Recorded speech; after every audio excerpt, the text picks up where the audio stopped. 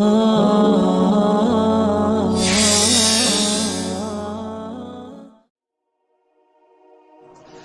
was a young boy during the time of the Messenger of Allah sallallahu alaihi wasallam who wanted to build a fence around his house.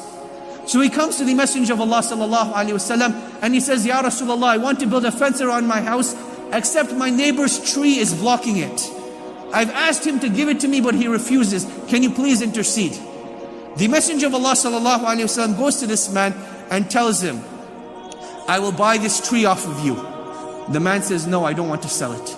The Messenger of Allah sallallahu alaihi wasallam says, give this tree as sadaqah, and I promise you a tree and a garden in paradise. The man says, no, this is my right, I'm keeping it. Some of the other companions, they gathered around.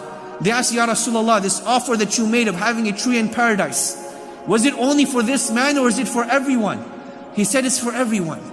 So Abu Dahdah radiallahu anh, he goes to this man and he says, you know who I am, I'm Abu Dahdah. I own one of the biggest gardens in all of Medina, over 300 palm trees. I will give you all of these trees if you just give me this one tree. Just give me this one tree. The man says, have you lost your mind? Why would you trade your whole garden for this one tree? And he says, that's none of your business. So he says, Khalas, take this one tree and give me your garden. Abu Dahdah, he gives the tree to the boy, he builds his fence.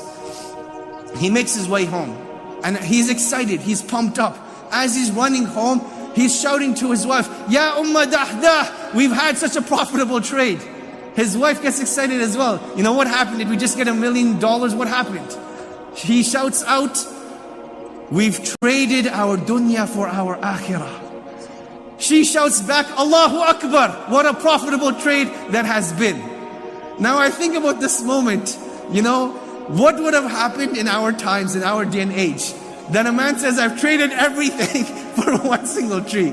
He comes home, you know, the wife's getting the pots and pans ready. She's like, round one's pots and pans throwing at him. Round two, I'm taking the jaru and beating him up, kung fu style. Round three, you know, he's sleeping on the floor tonight. And that's, you know, all the things that would have happened. But Ummah Dahdah, you know, may Allah subhanahu wa ta'ala be pleased with her. She's like, may Allah be pleased with you, Ya Aba Dahdah. He comes into the house, they pack their stuff up, and they get ready to leave. Now the most sentimental moment of the story is in its conclusion. That for any of you who have children, you'll know that when you give your children something, you want to bring them happiness. You don't ever want to make them cry. If they ever desire anything, you want them to have it. So as they're leaving the house, the children of Abu Dahdah, they have dates in their hand. Abu Dahdah, he asks them, oh children, did you pick up these dates before I came into the house, or did you pick them up after I came into the house? They said, oh my father, we picked them up after you came into the house. And Abu Dahdah, one by one, took the dates out of his children's hand and threw them back into the house. And he told his children, Inshallah, Allah will replace it with something better in the akhirah.